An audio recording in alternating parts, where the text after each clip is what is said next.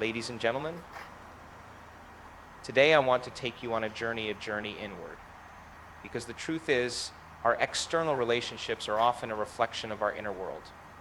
If there's one thing silently eroding the foundation of your relationship, it's your inability to let go of the emotional patterns of the past.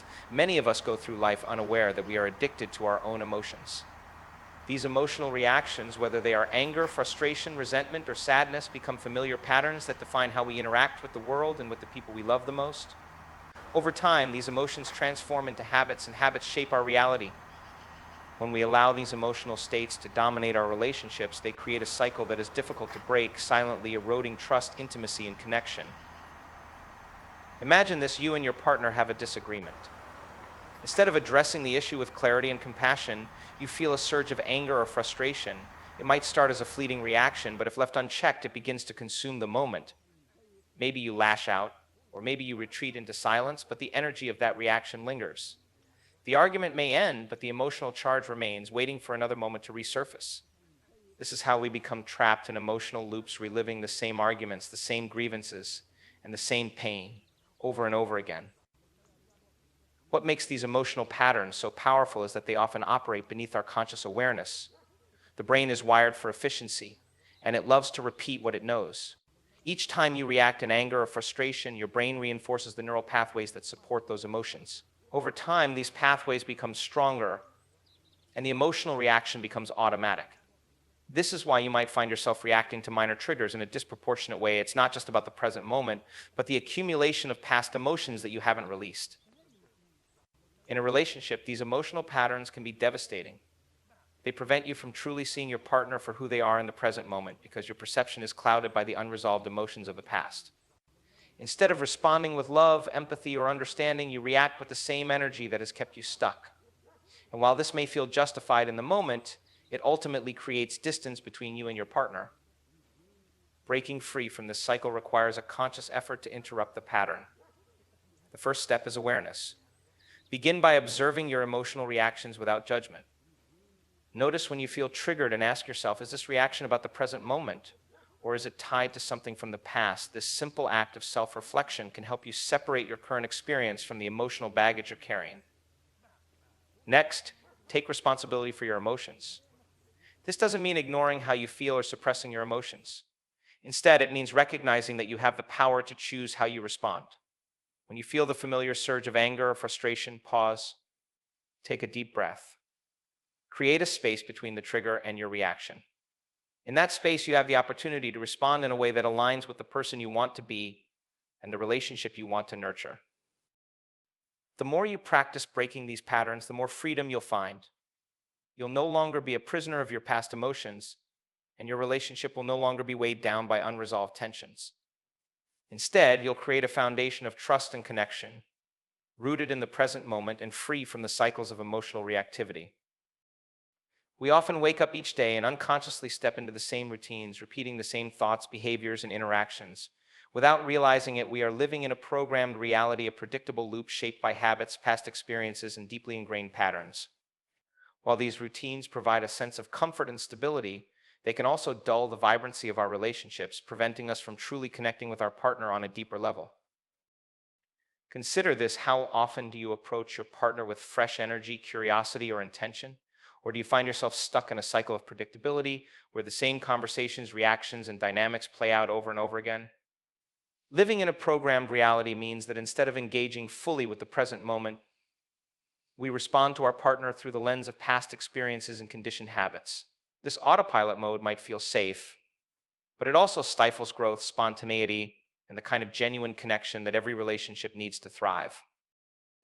The brain plays a significant role in this phenomenon. It craves efficiency, so it creates mental shortcuts based on past experiences. These shortcuts, or neural pathways, become stronger the more they are repeated. This is why you might find yourself reacting to your partner in ways that feel automatic, even if those reactions no longer serve the relationship. For example, if your partner says something that reminds you of a past argument, you might instinctively react defensively, even if their intention was entirely different. Your brain has programmed you to respond in a way that reflects your history, not the present moment. The danger of living in a programmed reality is that it limits your ability to see your partner and your relationship for what they truly are right now. Instead, you interact with them based on assumptions, expectations, and old patterns. This creates a sense of stagnation, where the relationship feels stuck in a loop and the connection begins to wither. Breaking free from this cycle requires a conscious effort to step out of autopilot and into intentionality. It starts with awareness. Pay attention to how you interact with your partner. Are you reacting out of habit, or are you responding with intention? Notice the moments when your responses feel automatic and ask yourself, what would it look like to engage with this moment differently? One powerful way to disrupt the program is to cultivate curiosity. Approach your partner as if you're meeting them for the first time. Ask them questions about their thoughts, dreams, and feelings. Listen with genuine interest, free from assumptions or judgment. When you shift your focus from predictable patterns to present moment engagement, you create space for new possibilities in your relationship. Additionally, consider introducing novelty into your shared experiences. Try something new together, whether it's a hobby, an adventure, or even a simple change in routine. Novelty sparks excitement and helps both partners step out of the comfort zone of predictability. By choosing to live intentionally rather than habitually, you break free from the programmed reality that holds your relationship back. You open the door to deeper connection, renewed passion, and the kind of growth that keeps love alive and thriving. When conflict arises in a relationship, one of the most instinctive reactions is to assign blame. Blaming your partner for the way you feel or for the problems you're experiencing might offer temporary relief, but it is one of the most destructive habits in a relationship. Blame creates a barrier between you and your partner, turning an opportunity for connection and resolution into a contest of who's right and who's wrong. The energy of blame erodes trust, fuels resentment, and ultimately distances you from the person you care about the most. Blame often feels justified in the moment. When you're hurt, frustrated, or angry, it's easy to point the finger outward. You made me feel this way, you always do this. These are common phrases in moments of blame, but they fail to address the root of the issue. What's often overlooked is that blame isn't about the other person, it's about your internal state. It's a reaction to feeling out of control, misunderstood, or unseen. When you blame, you're essentially deflecting responsibility for your emotions and projecting them onto your partner. The problem with blame is that it leaves no room for growth or healing. It shifts the focus away from finding a solution and toward assigning fault. When one partner feels blamed, their natural response is often to defend themselves, counter-blame, or shut down. This creates a cycle of conflict where neither person feels heard, understood, or valued. Over time, this cycle can erode the emotional safety and trust that are essential for a thriving relationship. Breaking free from the habit of blame requires a shift in perspective. Instead of asking, what did my partner do wrong, ask yourself, what is my role in this situation? This isn't about taking all the responsibility, but about acknowledging that you have the power to influence the dynamic. Taking responsibility for your emotions and reactions is a form of emotional maturity. It empowers you to approach challenges from a place of understanding and collaboration rather than opposition.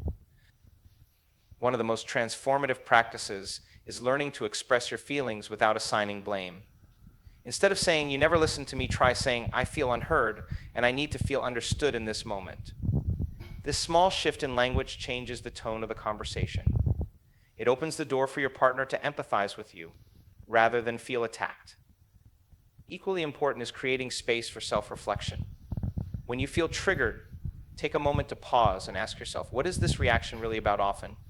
The intense emotions tied to blame stem from unresolved wounds or unmet needs that go deeper than the present moment. By addressing these underlying issues within yourself, you can approach the situation with greater clarity and compassion. Blame may feel like the easy option in the heat of the moment, but it's a shortcut that leads nowhere. By shifting from blame to ownership, you transform conflict into an opportunity for connection and growth. You signal to your partner that you're willing to work together, not against each other, to strengthen the bond you share. And in doing so, you create a foundation of mutual respect, trust, and understanding that can weather any storm. Resentment is one of the most corrosive forces in any relationship. It begins as a small ember, sparked by unmet expectations, unresolved conflicts, or perceived slights. Over time, if left unchecked, that ember grows into a smoldering fire that eats away at trust, intimacy, and connection. Resentment doesn't just harm the relationship, it weighs heavily on the person carrying it, creating a cycle of bitterness and emotional distance. When you hold on to resentment, it's as if you're reliving the hurt over and over again. Every time you replay the moment in your mind, what your partner said or did, how they failed to meet your needs, you're reinforcing the emotional charge tied to that experience. Your brain doesn't differentiate between the memory and the actual event, it responds as though it's happening in real time. This means that by holding on to resentment, you're not just remembering the pain, you're re experiencing it, and it becomes part of your emotional state. Resentment often feels justified. They hurt me, they didn't care, they should have known better, but here's the hard truth: holding on to resentment doesn't punish your partner, it punishes you. It keeps you tethered to the past and prevents you from fully engaging with the present.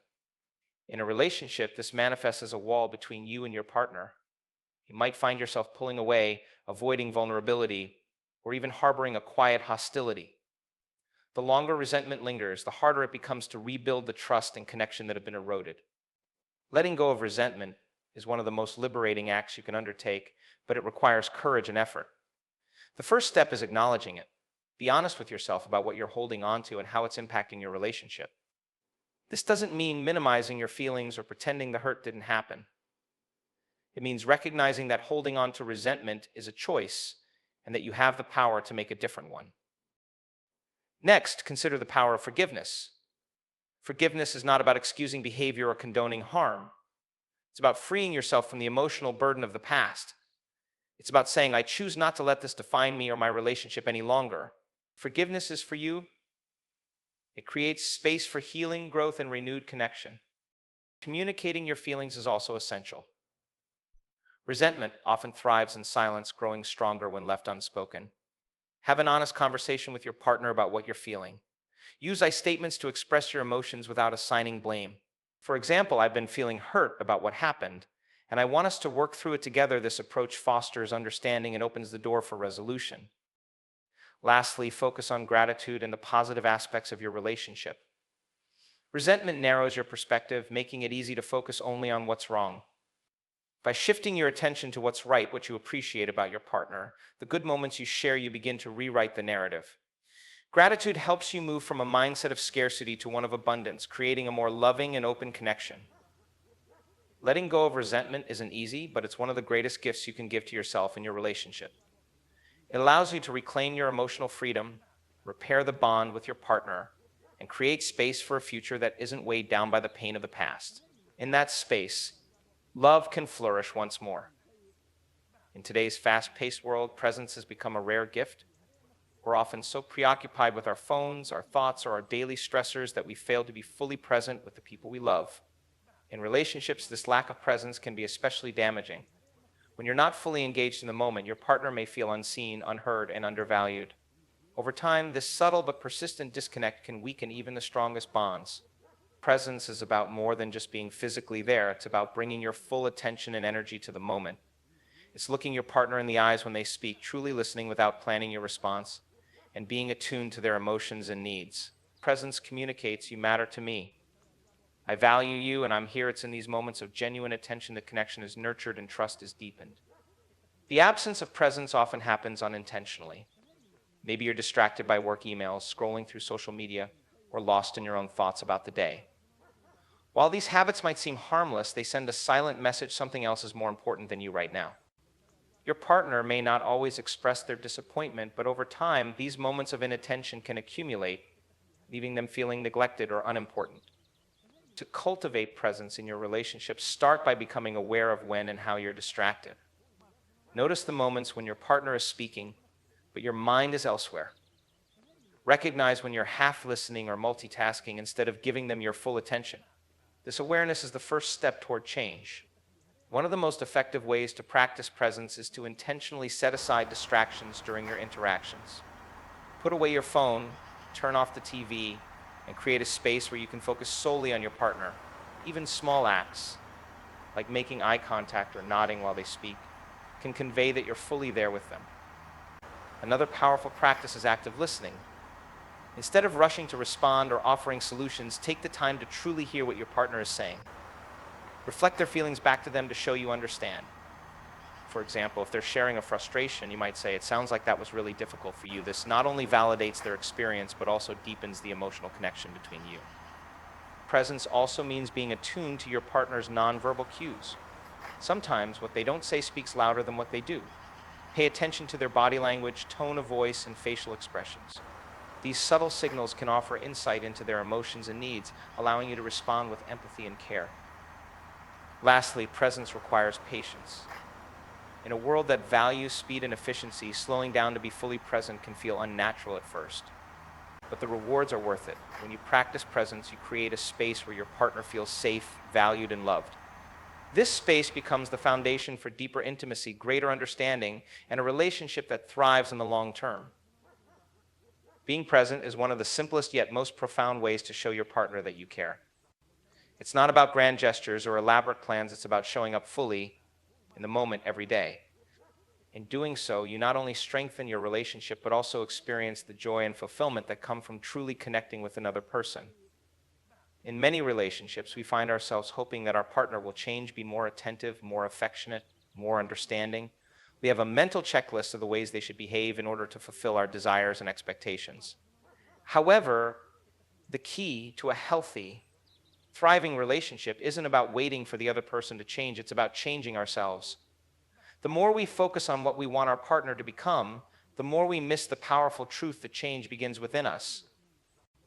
This doesn't mean that your partner doesn't have room for growth or that their actions and behavior don't matter.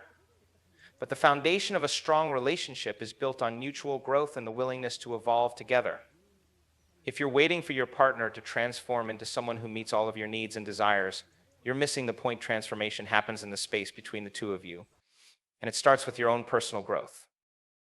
When we focus solely on what our partner should be doing differently, we ignore our own ability to influence the relationship in positive ways. If you want more affection, more attention, or more understanding, begin by embodying those qualities yourself. Often, the things we most want from others are those qualities we need to cultivate within ourselves. If you want your partner to be more patient, be patient with them. If you crave more emotional intimacy, start by sharing more openly and vulnerably. If you desire more love, show more love. By being the partner you wish to have, you shift the dynamic in your relationship. You become the example, the model for what is possible. When you begin to act in alignment with your desires, you create a ripple effect, encouraging your partner to do the same. This is the principle of mirroring. When you show up with the qualities you wish to see in your partner, you inspire them to reflect those same qualities back to you. Taking responsibility for your own growth is also about being mindful of your reactions. Instead of blaming your partner for their flaws or mistakes, look within and ask yourself, what can I do differently in this situation? How can I show up as the best version of myself? When you approach conflicts or challenges with a mindset of personal responsibility, you create space for both you and your partner to evolve and grow together, rather than falling into the trap of blame and stagnation. Personal change also involves being open to feedback and self-reflection. It's about having the humility to recognize your own areas for growth. This may involve confronting uncomfortable truths about yourself or making adjustments in how you communicate, how you express your needs, or how you manage your emotions. These shifts in behavior may not always be easy, but they are essential for building a lasting and fulfilling relationship. Ultimately, the healthiest and most sustainable relationships are those in which both partners are committed to becoming the best versions of themselves, not for each other, but for their own personal fulfillment. When both individuals focus on their own growth and bring their best selves to the relationship, the bond strengthens and the relationship becomes a source of mutual inspiration and support.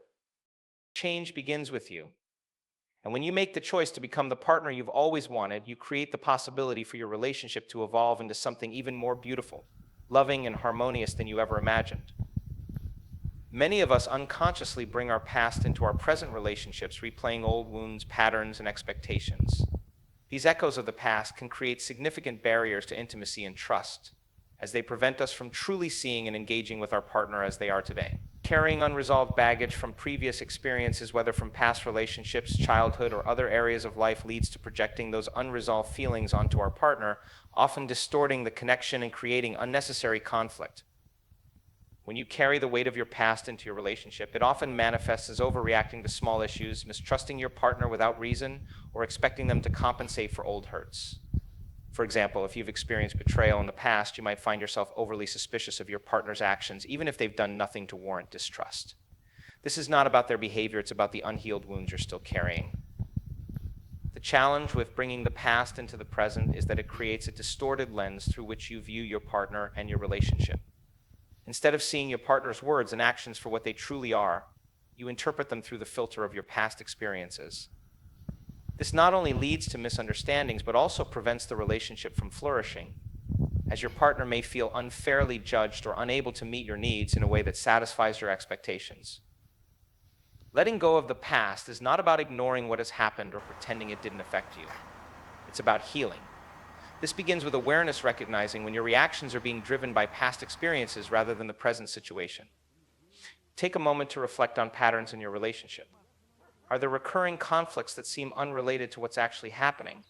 Do you find yourself reacting more strongly than the situation warrants? These may be signs that old wounds are influencing your behavior. Healing also involves taking ownership of your emotional triggers.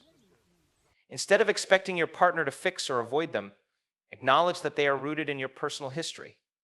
This doesn't mean your partner can't support you, but the responsibility for healing ultimately lies with you. Practices like journaling, meditation, or therapy can help you uncover and release unresolved emotions, making space for healthier dynamics in your relationship.